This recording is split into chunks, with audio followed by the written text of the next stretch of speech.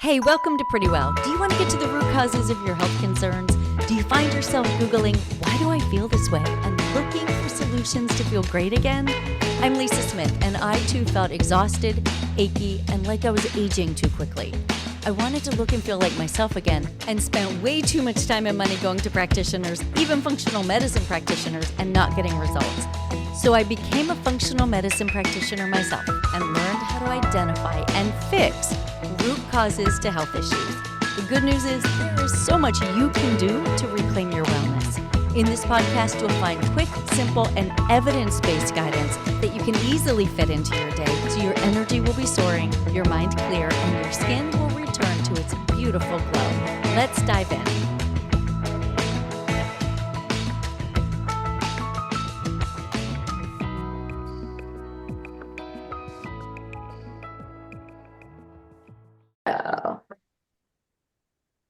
Thank you so much to you, Lisa Smith, for coming on Wellness Your Way. I'm so excited to have you here. Thank you, Megan. I'm so excited to be here talking with you. Yes, well, I know you because of our previous conversations, and I've just read your formal bio to the audience, but please tell us in your words a little bit about you. Oh, I'd be happy to. So I am a functional medicine practitioner. I am a dietitian, so I focus mainly on the nutrition piece, the lifestyle pieces, nutritional supplementation. And I like to say I focus on what are called the 3 R's, Megan. What do we need to remove that's hindering someone from feeling their best? What do we need to replace that they're deficient in? And what else do we need to do to restore them back to good health? And that's always a mind, body, spirit approach. It takes a look at the whole person. So that's what I do. You and I chatted briefly before, and I shared with you that I am transitioning out of my brick and mortar practice that I've been doing for years and have loved. I feel super fortunate that a functional medicine MD has come in and decided to buy my practice. So we're in that funny, weird transition stage, and eventually I will be moving toward a virtual practice. But that's what I do. I'm also a podcaster. I have the podcast Pretty Well, and I'm a mom and a wife, and that pretty much sums up right now in a nutshell. So you have so much going on, and you are incredible from what I know at all of it. I just can only imagine all the emotions that are going through your mind and your body at all times in transitioning your practice. And I will also put a plug in for your podcast, which is fantastic. So Thank you. whatever way you're sharing your knowledge and your wisdom and your insights, it's great. And I'm glad that we get to do some of that here today. Thank you. I am too. You and I spoke before. You were on Pretty Well, one of my favorite episodes ever. And so I have been really looking forward to talking with you today. So thank you. Amazing. Well, thank you. And let's start with some of the basics. You are an expert in gut health. And a lot of people, when I start talking about gut health, they're like, oh, no, what comes out in the toilet is fine. I'm like, oh, wow, there's so much more. So can you just tell us, why is gut health so important overall? I sure can. And I think that's a really important question that you bring up, because I believe that people's eyes are now glazing over. They've heard so much about the gut. They've heard so much about the microbiome and gut health. And they're like Charlie Brown's mother, like, wah, wah, wah, like, please stop. And I get it, because our eyes do glaze over and our ears get dull because we get tired of hearing similar messages over and over again. But when we really do a deep dive and think about what the gut represents in our whole being, it's mind-blowing. So 95% of our serotonin is made in our gut. And that is the neurotransmitter, the brain hormone that helps us to feel like everything's okay, that helps us to not feel anxious, that helps us to feel like our life is good and we're content and we're joyful. We don't have all those things that make us feel so out of control. So you can imagine that is one tiny, that's the dust on the iceberg of what the gut does. The gut does so much more than that. But if we just take that one tiny piece and we realize, if our gut is not well, we are not mentally well. we are not emotionally well. And another really big pillar in that, I mean, we could unpack that for the whole podcast, but let's just rest with that for a minute. Another big pillar of the gut is 70 to 80% of our immune system is housed in our gut. So not only if it's not well, or we're not mentally, emotionally well, we don't feel calm, we're in this chronic state of fight or flight, we can't get into that parasympathetic rest and digest, but also we don't have good immune function. You can tell those are two things I mentioned in 3 minutes that if we don't have those, we're not living our best lives for sure. So that's just the start of it. And the other cool thing is that, like, the microbiome influences every organ of our body. And the gut, it's so fascinating. I could nerd out forever with you on this, but the gut is called our second brain because it has its own nervous system. So, and for our listeners, if you ever think of, like, do you get a gut feeling? Well, there's a reason for that. It's because your gut is the second brain. It is a more primal, instinctual way that we interact with our world. And so if the gut isn't reading things right, or if the gut's off, again, we're not balanced. We're not feeling like all is well. So that's my quick and dirty of why the gut is so important. Of course, there's more than that. That was a fantastic overview. You summarized it really well. And we know now a little bit about why gut health is so important. Let's talk about why most of us don't have a healthy gut to start out. And we've also heard over and over and over, leaky gut, leaky gut, leaky gut. So everyone's heard leaky gut, but they don't really know what it is. Can you tell us from your expert perspective, what is leaky gut, and how would someone even know if they had it? Sure. I like to explain leaky gut this way because, again, I went, just a quick story. I went to a doctor I used to go to, and I said, I think I have leaky gut. And he literally laughed at me. And he said, I've never heard of such a thing, and basically treated me like I was ridiculous.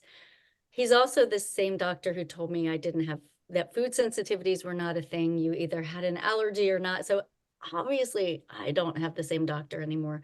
But the way I like to describe leaky gut is, if you think of your digestive system in the simplest terms, like a hose, you just went out to Lowe's or Home Depot and you bought a brand new hose. Spring is coming, you're gonna water your garden, so it's perfect.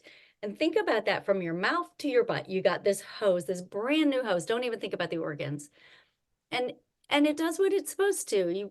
Just like when you attach your hose to your spigot on the side of your house, the water comes out and it goes out your hose. The same thing. You put food in your mouth and eventually your body does what it needs to with the food and the rest of it comes out.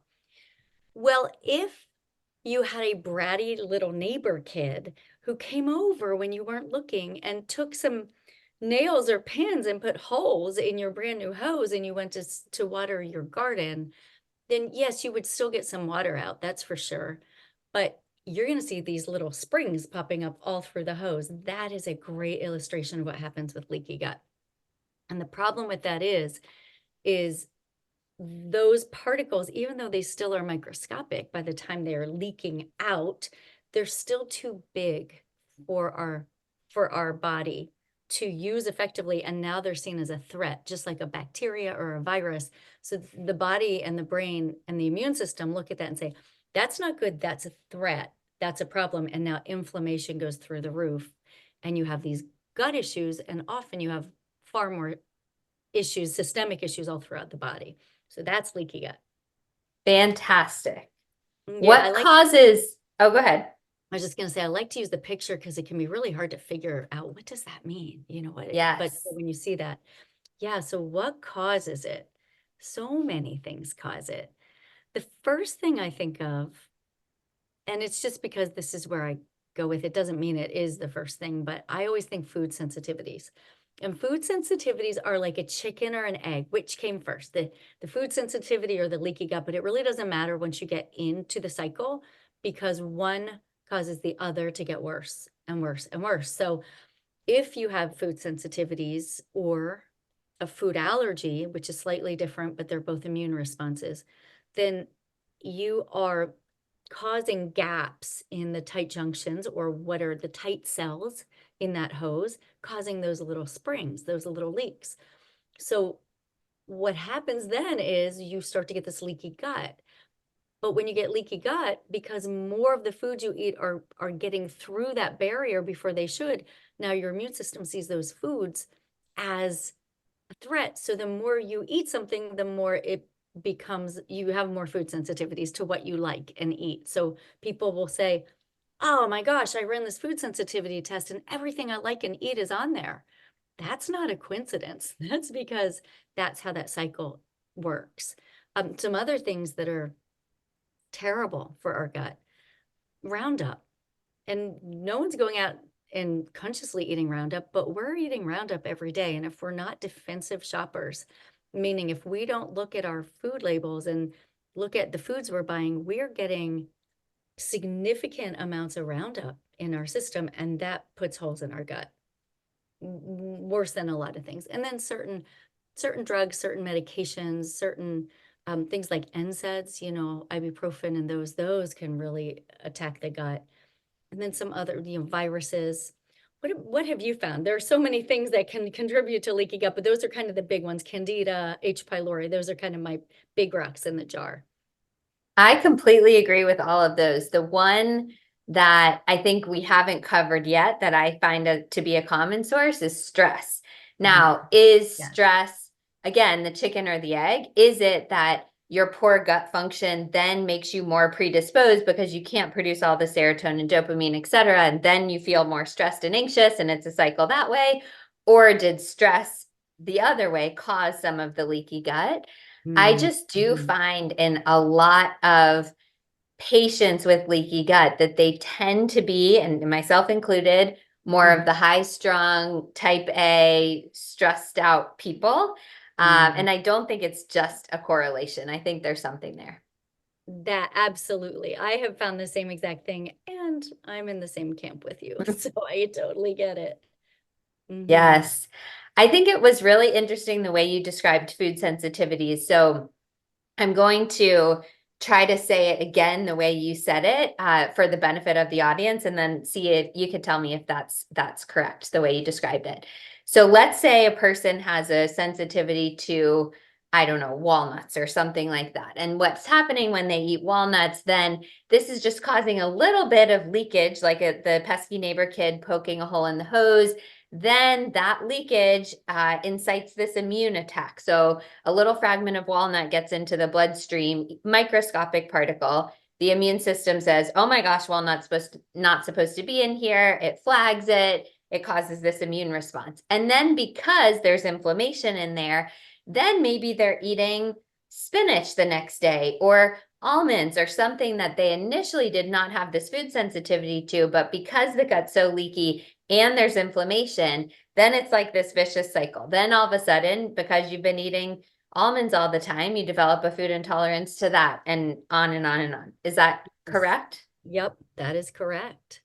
Okay, amazing. I think it's important for people to hear that that is the way it happens, as opposed to just, oh, I was born with this food sensitivity to 49 different things. I find that rarely to be the case. It's usually the leaky gut causing the food sensitivities, and not just you can never have these 49 foods for the rest of your life.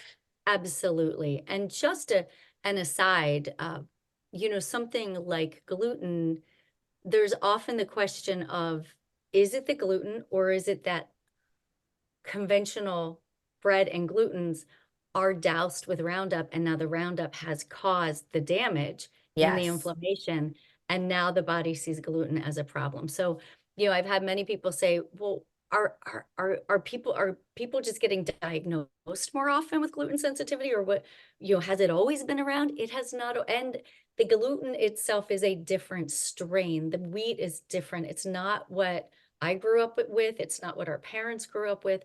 So it's different. Our food has changed, which means our gut health has been impacted because of those food changes. Yeah.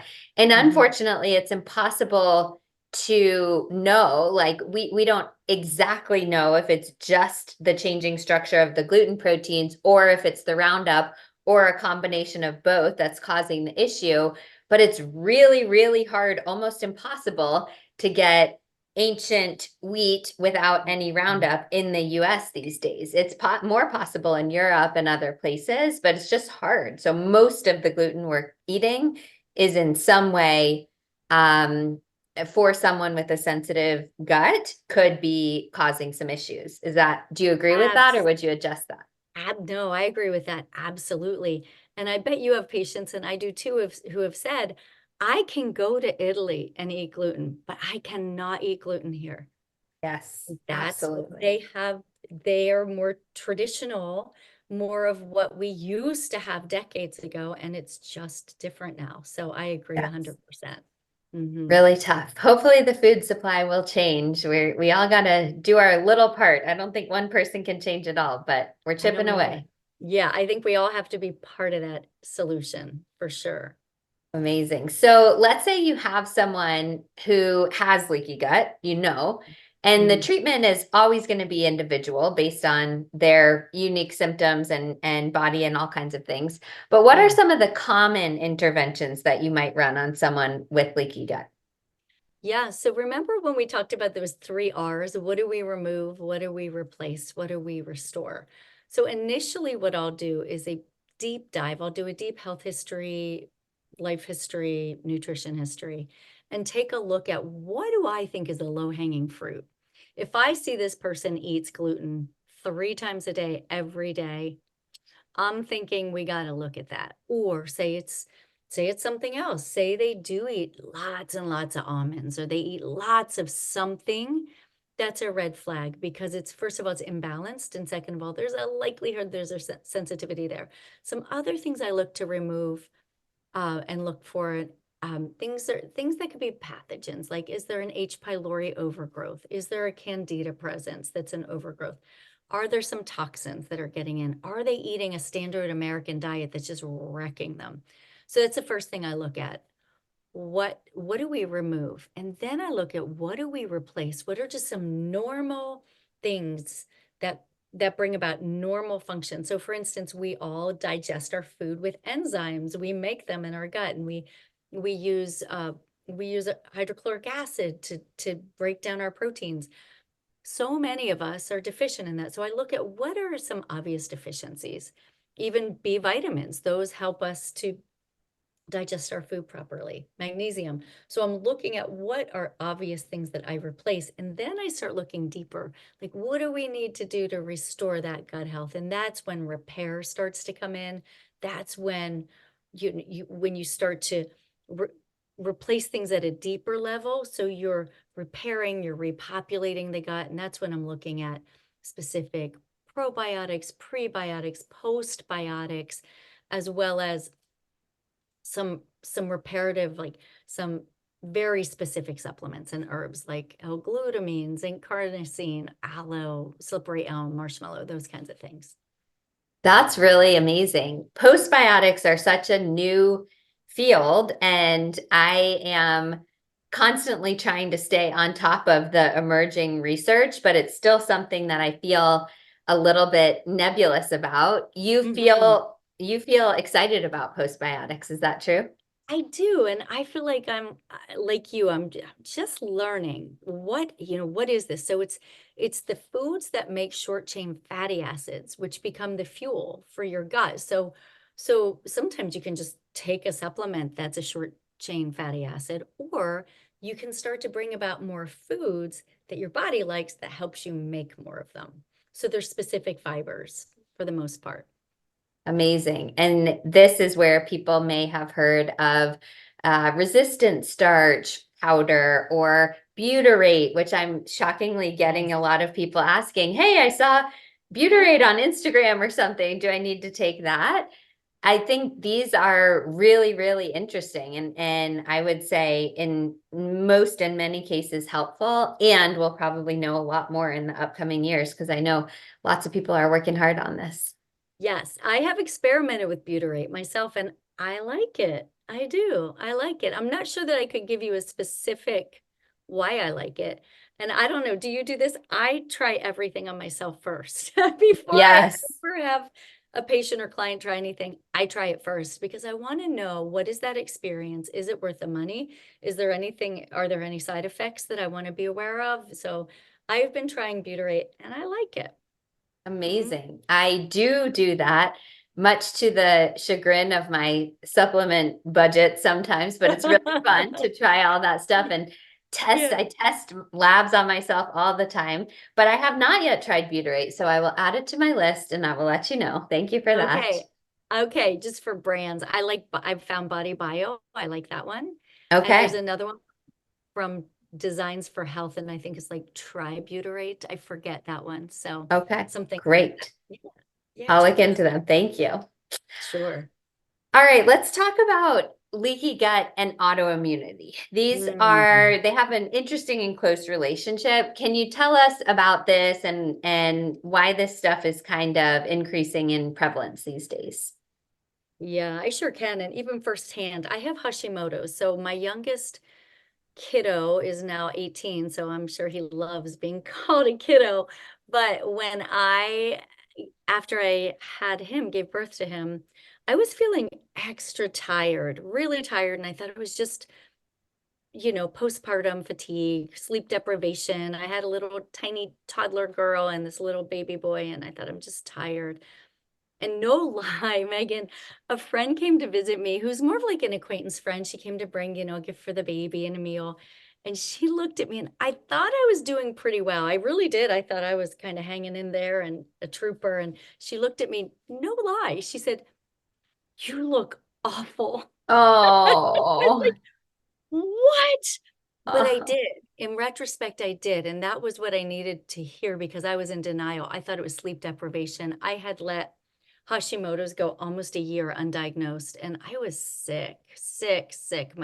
I could barely, my joints hurt really badly. I was afraid it was MS. It was bad, but it turned out to be Hashimoto's that went way too long. And that is an autoimmune disease that where your body starts to attack your thyroid. And there's a very clear relationship between leaky gut and autoimmunity.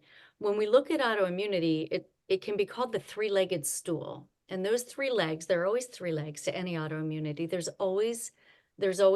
There are genetics involved, right? And then there's always leaky gut is the second stool. And the third stool is some kind of insult. It could be a virus, it could be a toxin, it could be some kind of exposure it was the tipping point, it was the straw on the camel's back. Or it can be multiple things. So the thing with leaky gut is we really do want to heal that.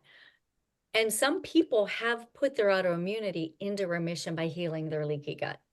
I'm not one of them, but I am one of those high like type A, high energy, never, never say die, works way too many hours. So I don't think I'm the best poster child for that. There's a lot you need to do when you're addressing autoimmunity. One is leaky gut, but also, a lot of good self-care and dialing down and doing some other things too.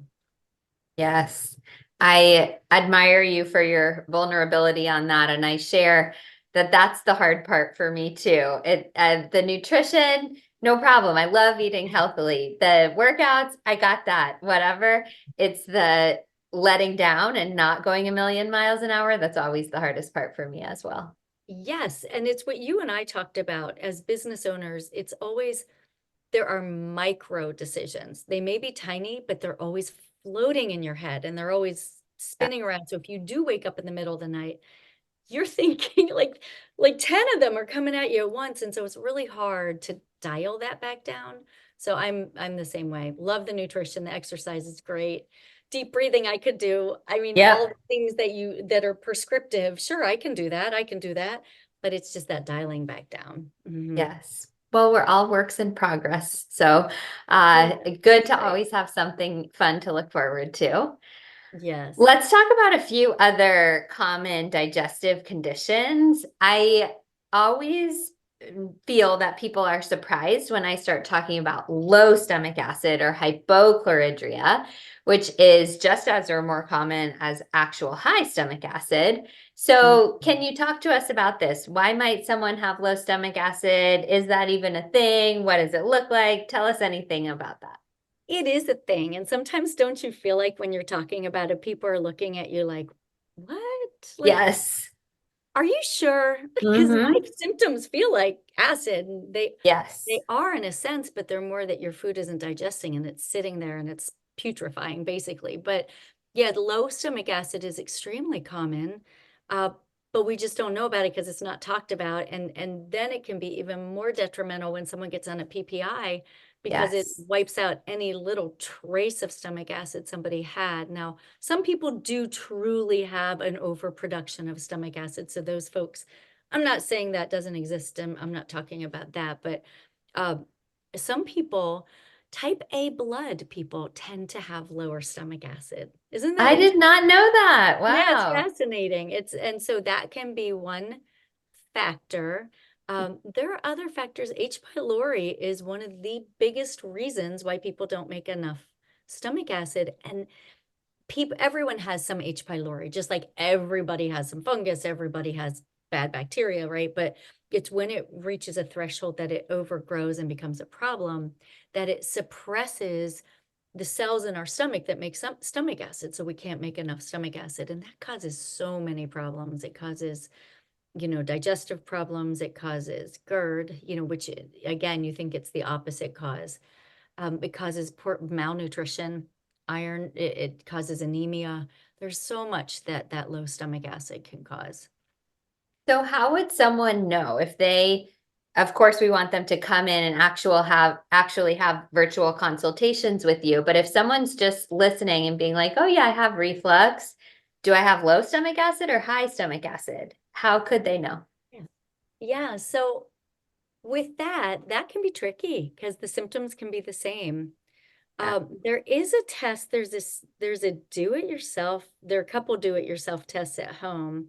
I would not do them without working with a functional medicine practitioner. One is taking a supplement called betaine, and you take, two at a meal, and then you keep increasing until you get a warming sensation.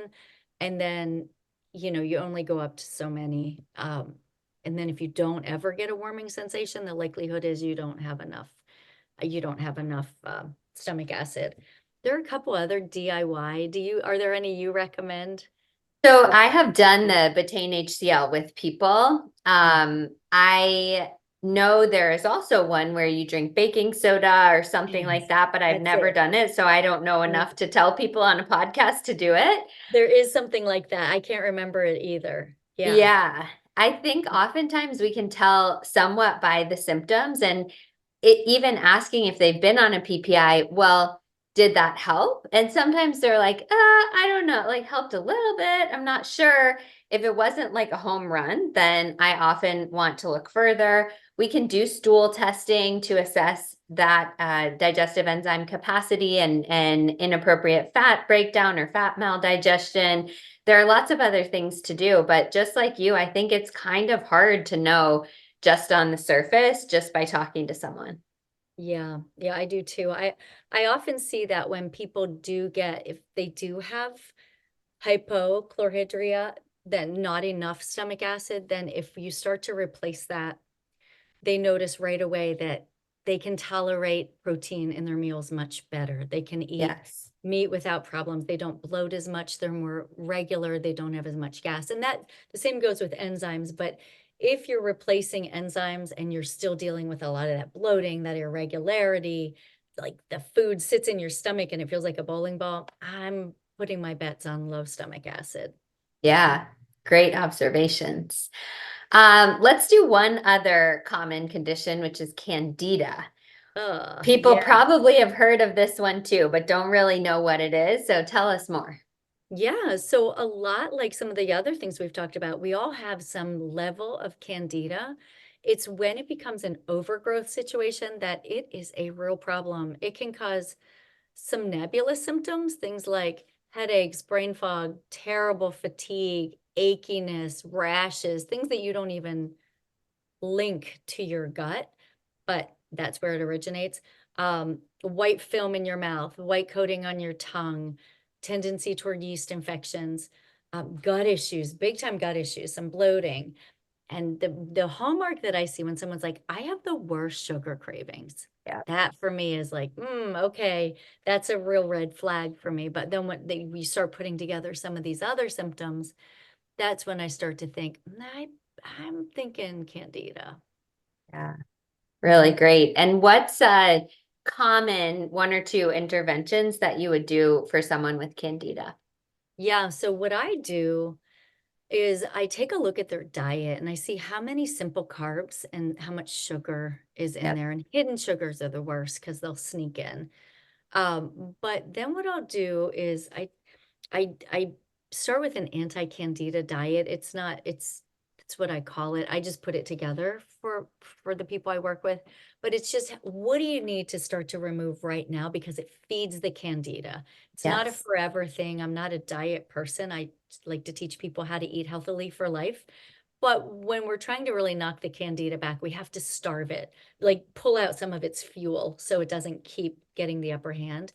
And then I really like certain supplements. So I like a supplement. It has oregano in it, has garlic in it, it has thyme, it has some other herbs in it that are very specific for candida, and that's called Candikill. Love that product. It's from a company called Nutritional Frontiers. So I do a course of, depending on the severity, a couple of months typically on that product. And then I will add a probiotic. So I'll do the Candy Kill in the morning and a probiotic in the evening to try to just cover that. So the good bacteria, the good probiotic will start to knock back the candida. That's great. I appreciate those interventions and I agree with you. I like sustainable eating styles for 99.99% of the time. And I think that if someone has active candida that's out of balance, it really is the time to pull back hard on added sugar and alcohol and refined carbohydrates and things like that, just to clear it out. Yes, because it really does. I mean, it grabs sugars first and it really feeds on them and it grows and it gets stronger and harder to get rid of. Yes. Oh, incredible. Okay. So we've talked a lot about things to take out, which is very important. It's your first R. But what are some of your favorite things to add in if someone doesn't have any of these issues? They're just kind of looking to improve their gut health overall and make sure their bases are covered. What could they Ooh. add in? Yeah, so I love adding in a diversity of vegetables. You know, the to have a healthy microbiome, you need enough of the good bacteria, so you need the population. If we think of in our gut, we have two armies. We've got the good guys and the bad guys. We need enough good guys to overpower the bad guys, right? It's not like we're trying to get rid of the bad guys because there's this ecosystem where they all kind of live, but you just want the right amount of good guys. So that can come a lot from food, but you want diversity. So you want your army to be very diverse. You want all kinds of shapes and colors and kinds. And just like we want a diverse army in the real world, right? We want all different types of people. Well, you want all different kinds of strains. And so the best way to do that, you can use supplements to some extent, but you really want to do it through vegetables. So we hear all the time, eat the rainbow. It sounds so cliche, but that's where the power comes in because all those colors and those phytonutrients feed different strains and they grow that diversity. So those are the things I like. And then I like to promote specific foods that are high in fibers, prebiotic fibers, things like, uh, artichokes, asparagus, bananas, apples, onions, leek, garlic. Those those are prebiotic foods. So they feed the probiotics. So you're getting diversity through vegetables, then you're using specific vegetables to feed the good guys so your army keeps growing stronger. That's what I that's what I like to do. And then we talked about the postbiotics and just starting to get, more familiar and more knowledgeable about those and using those as well. And then if there's something to add in because there's still some repair that needs to be done, then it goes back to the things I talked about before, some different herbs and L-glutamine and things that are think of them as very soothing and healing for the whole digestive tract. Amazing. Very powerful. Let's talk actually, I have a question before I get into your personal routine. I'm Okay. curious to hear your preliminary thoughts because another emerging area of research. What about fecal microbial transplants? Are you going to be a fan? I don't know. They said they're so freaky. They're Yeah. so freaky to me. I think the research is clear that they're completely efficacious. So if Yeah. done right, gonna, I think that they can be a game changer for people. I don't know enough about it, like how that process all happens. Yeah. Um, but for our listeners, so a fecal microbial transplant is when you literally, well, obviously scientists and doctors do this, but Yeah. they Don't do this at take, home. please don't do this at home. But they take a poop sample and they purify it, but they keep the good bacteria and then they transplant it into somebody else. And so that's why it freaks me out, because it just seems mind-blowing to me. But on the other hand, when you read the research, it really changes. Sometimes I guess, it can be refractory, it can be difficult for people to truly get their microbiome healthy after years and years of it going in the wrong direction. So this appears to be a way that's going to be very effective. I would agree with that totally. I mean, I have not personally done it or looked into it for myself, but I genuinely think if I did have a digestive condition that was super resistant to all the normal treatments, I think I would be right now actively looking into it because the research, as you said, is so compelling. It does Yeah. seem kind of weird and a Yeah. little icky, but hey, Yeah. if you're in that position and you are feeling desperate, I would highly encourage at least looking into it. That's a great thing you brought up. I haven't given it a lot of thought. I've read a good bit of research about it and then I kind of like shelve it. But that's a great thing that you brought it up because truly, you're right. The research is clear about it and it's purified. So if we're Yeah. looking at it like since it's purified, we probably take many things that we have no idea what we're taking, Oh, right? I When we're know. looking at Yeah. pharmaceuticals, we don't have any idea where those came from. Yes, absolutely. Well, stay tuned. Maybe in a Yeah. year or two, we'll do another episode and we'll be more Yeah. clear on the research and we'll come back and report. But for now, I'd love to hear a little bit more about your personal routine. Are there any things that we haven't covered that you do regularly that really make you feel your best? Well, I'm trying to work on self-care like we talked about. So things that are easy for me, like when I wake up in the morning, I drink water right away. I actually go to bed, I take a glass of water with me because that's just what I've done all my life. So I drink a glass of water first thing. I do some stretching first thing. I pray first thing. So those are my big rocks in the jar before I really hit the ground running. And Yes. then in the evening, um, I do read before bed every night. I always have a real book going and I always have an Audible book going. So it's whatever I'm in the mood for. Usually, full disclosure, I get about a sentence or two in and I am out. Either the book's on my face or the Yes. by my ear going on for chapters before I figure it out. But I read, I pray before bed. At dinner time, we connect as a family almost every night. We have dinner together just Wow. because I feel like that's so grounding for us. Yes. And I love it. It's a chance to just decompress with the people I love the most and just be. So that for me is really good self-care. We've done that since we had kids, and that's been really, really rewarding.